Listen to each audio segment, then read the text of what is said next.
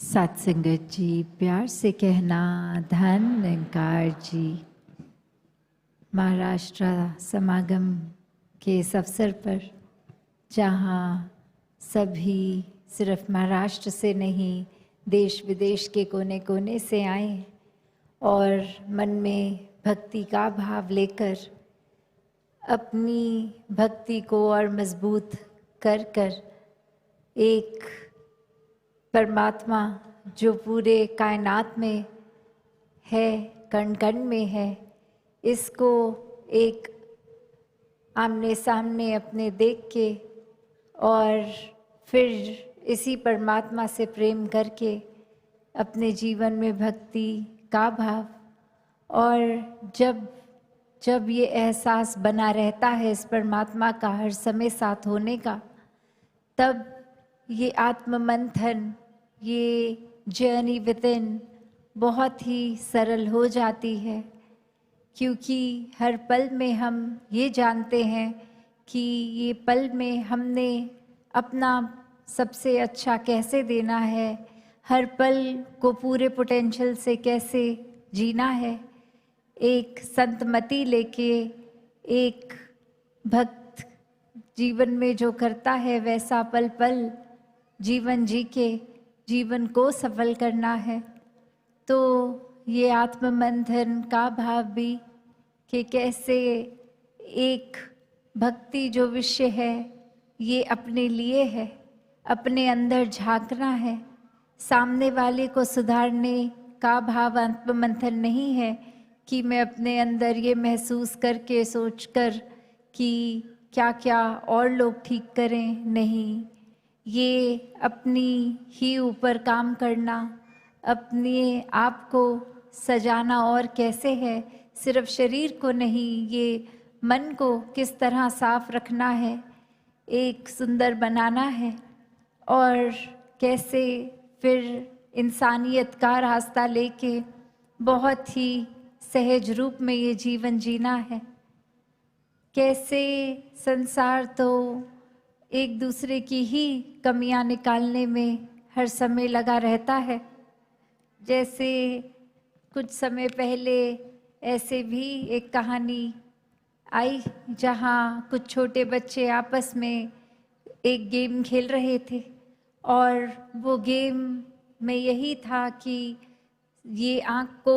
2 minute के लिए बंद करना है सभी बच्चों ने, और कैसे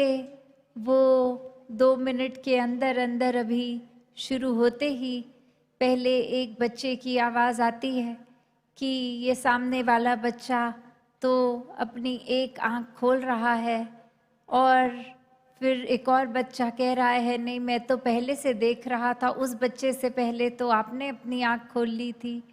तो ऐसे करते करते एक दूसरे के लिए ये हर कोई कहने लग गया, और वो अब 2 मिनट जैसे ही ख़त्म हुए तो जो आखिरी बच्चा था वो अपनी आँख खोलकर फिर ये कहता है कि चलो सबने खोल ली तो अब इसलिए मैंने भी खोल ली। तो पर 2 मिनट जब ख़त्म हुए तो सभी की आँख खुली हुई थी। तो बात यही कि जो गेम का रूल था वो तो था कि 2 मिनट तक बस आंखें बंद रखनी है अपनी, और इधर उधर नहीं, बस अपनी ऊपर काम करना है, अपने ऊपर बस ये एक रूल है, इसको फॉलो करना है।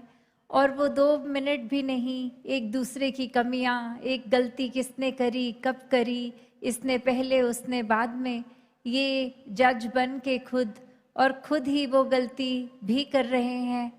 ऐसा ही कुछ इस संसार का भी रूप हो गया है कि हम हर किसी की बस एक कमी निकालने में तुले हैं। कैसे एक अक्सर सही जाते हुए भी बस दूसरे की कमी निकालने के चक्कर में खुद भी गलती कर बैठते हैं। और भक्तों ने तो कभी ऐसी शिक्षा दी ही नहीं, हमेशा कहा है कि खुद को ही एक गलतियां इतनी अनेक हैं हम में, अगर तो एक एक करके खुद को सही करें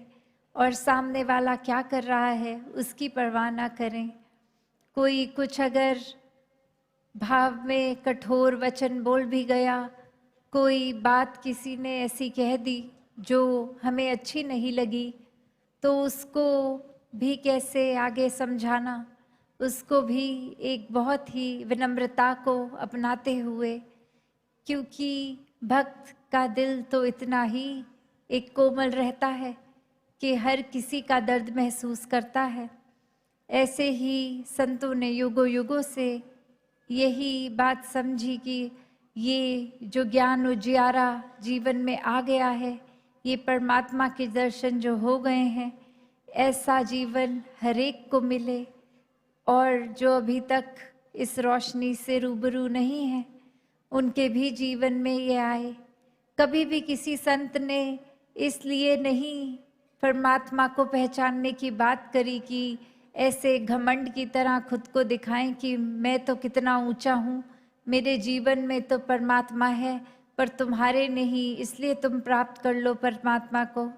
नहीं, कारण ये नहीं, कारण तो करुणा दया हर एक के लिए संतों के दिल में इतनी विनम्रता से ये दिल को बिछा के हर एक की पीड़ा एक समझ रहे हैं कि कैसे हमारे जीवन में भी परमात्मा आए तो और भी कोई पीड़ित ना रहे। ऐसे भावों से ही हर किसी को परमात्मा के दर्शन कराने का लक्ष्य लेके ये संत हमेशा से ही अपने जीवन को जीते गए हैं। सिर्फ बोलों से नहीं, एक अपने अंदर शब्दों का भी, एक सोच का भी जो सहारा बना, वो कर्म रूप में बहुत ही एक साक्षात भक्ति को दर्शाते हुए रहे। तो ऐसा ही जीवन हर किसी का हो सकता है। हर किसी को अपने जीवन में हर समय के लिए परमात्मा के एहसास में रहना कोई किताबी बात नहीं। संत पल पल ऐसा जीवन जी के दिखाते हैं कि हम चाहे कितने भी अपनी ज़िंदगी में बिज़ी हों, कोई भी काम कर रहे हों, परमात्मा का एहसास मन में बसाकर हर पल जीना वाकई ही बहुत ही ये इस रूप में जीवन को जिया जा सकता है, ये संभव है। परमात्मा की प्राप्ति भी ये इसी जीवन में जीते जी ही संभव है, और इसी के साथ हर पल फिर गुजारना वाकई ही बहुत एक स्मूथ हो जाता है। पल पल में एक खुद को करेक्ट करते हुए सेल्फ करेक्शन मोड पे डाल के एक आत्म मंथन करके कि कैसे हम अगर कुछ कर रहे हैं, क्या वो हमारे लिए या सामने वाले के लिए ठीक है। ठीक है तो करें, नहीं है तो वो उसी समय उसी पल में रोक कर अपने आप को वो चीज़ ना की जाए। ऐसे ही आध्यात्मिक पहलू में भी एक आत्ममंथन की जो बात आती है, वो कोई बुद्धि का विषय नहीं है। ये भक्ति को अपने अंदर और गहराई में डालने का विषय है कि ये सिर्फ दिमाग से सोचने की बात नहीं है, ये दिल से सोचना समझना जिसको कहते हैं, वो एक गहराई में जाने की बात है, अपने भीतर जाने की बात है। तो जहाँ हर कोई आज भी यही संदेश सत्संग के दौरान भी दे रहे थे कि कैसे ये संसार जो इस परमात्मा ने बहुत ही खूबसूरत बनाया है, हम अब इस संसार में आए हैं तो यही फ़र्ज़ है कि एक इंसानियत बनाकर इस संसार में रहें। ये एक ऊपरी रूप भी संसार का अगर ये है, इसको साफ किया जाए, गंद ना डाला जाए, एक कैसे वृक्ष लगाए जाएं, कैसे पोल्यूशन की बात जो आती है वो यही है कि वो अपने अंदर की मन की पोल्यूशन है या बाहर हवा में पोल्यूशन है, दोनों ही नुकसान का काम करते हैं। जब हम सांस लेते हैं तो फिर वो पोल्यूशन लंग्स का इशू, और अपने मन में अगर हम किसी के लिए नफ़रत पालते हैं तो वो भी पोल्यूशन फिर हमारे लिए बहुत ही नुकसान करती है। उस समय में शायद हमको नहीं लगता कि हम अगर किसी के प्रति ऐसी बुरी सोच बना रहे हैं तो इससे क्या ही हो जाएगा, 1 मिनट ही तो हमने किसी के बारे में कोई चुगली कर दी, कोई निंदा कर दी, कोई एक जेलस होकर कुछ ऐसी बात बोल दी, पर ये कब आदत बन जाती है, कब मन बार बार इसके ही एक आकर्षित होकर माया रूप ये बुराइयां भी, कैसे फिर हर पल में ही हम निराकार को तो भूलकर बुराइयों को ही अपना लेते हैं। तो इसीलिए संतों ने हमेशा से सावधान किया कि कैसे एक भी पल जीवन का हम अगर ऐसी चीज़ों में लगाएंगे तो वो पल हम परमात्मा के आनंद में हो सकते थे। उस पल से खुद को वंचित कर दिया और ऐसी चीज़ का सहारा लिया जो अपने लिए भी नुकसानदायी है, औरों के लिए भी है। तो यही बात बार बार संत समझा रहे हैं कि कुछ भी भाव मन में आए तो वो भी साफ कर लें, छटाई कर लें आत्ममंथन से कि अब कैसे भाव मन में टिकने चाहिए। क्योंकि ये नज़र तो पूरा दिन इतना कुछ देख रही है, तो भी क्या फिल्टर करना है, अपने अंदर डालना है, क्या बाहर देखते ही उसको छोड़ देना है। जैसे कहते भी हैं अक्सर कि किसी ने अगर कुछ ऐसा बोला जो पसंद नहीं आया, उसको भी पहली कोशिश यही करें कि जैसे एक कान से सुन के दूसरे से निकालें, मन के अंदर वो भीतर ना असर होने दें। वो असर होगा तो फिर दिल भी अपना दुखेगा, परेशानी भी होगी। और अगर ऐसा हो ही गया है, किसी की बात चुप भी गई, तो फिर भी हम अपना रिएक्शन क्या देते हैं। एक किसी को अगर गुस्सा आया किसी पल में, तो उस गुस्से को किस रूप में एक कंट्रोल करना है। वो एक जैसे आग का अक्सर उदाहरण देते हैं कि आग में इतनी तपश होती है, अगर हम डायरेक्ट कोई अपना फुल्का सीधा आग में डालेंगे तो वो तो बनेगा नहीं, आग उसको भस्म कर देगी। पर वही एक तवे का रूप, जब हम आग पे तवा रख देते हैं और फिर उसके ऊपर रोटी रखते हैं, तो वो रोटी हमारे शरीर के लिए पौष्टिक बनती है, फायदेमंद रहती है। तो वही बात कि कैसे गुस्सा अगर आया भी तो इससे पहले वो एक हर चीज़ को हमारे भस्म कर दे, हमें खुद उसका एक पॉजिटिव यूज़ लेना है, उसको सही तरीके से। ये नहीं किसी ने कुछ कह दिया तो हमने भी पलट के उसको गुस्से से ही बोलना है। तो ये फिल्टर का काम ये हर पल हो सकता है, बस ये परमात्मा याद रहे। हर समय में हम अपने आप को अपने ही मन के तराजू में तोल के देखें कि कौन सा हिस्सा भारी रखना है हमें, अपना अच्छाई का या बुराई का। किसी के चोट पहुंचाने से दर्द होने पे क्या हमें एक उस समय अपने आप पे काबू रखकर मन को शांत करके उस इंसान के लिए भी परमात्मा से ये अरदास करनी है कि ऐसे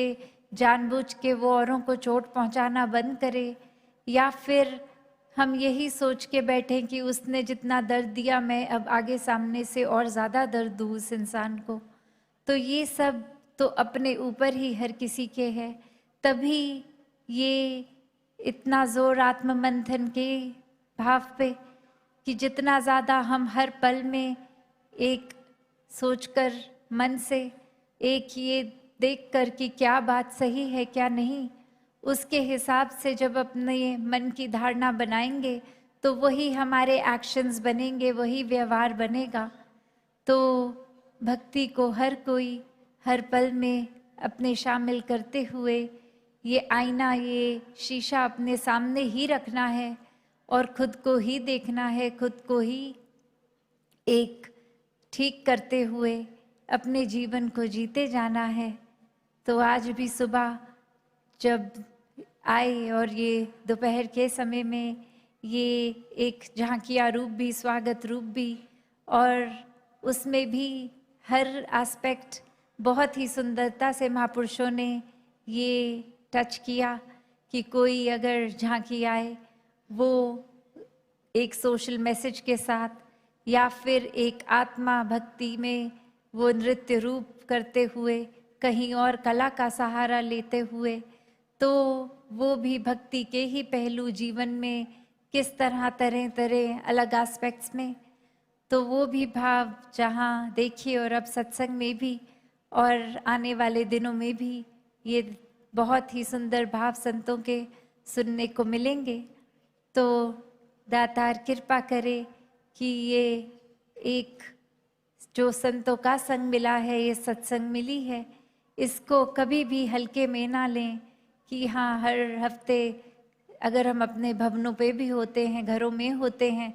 तो भी ऐसी सोच ना आए कि चलो आज तो थक गए हैं, आज सत्संग छोड़ देते हैं, फिर 2-4 दिनों बाद सत्संग तो होनी ही है या हर सुबह होनी ही है, कभी और चले जाएंगे।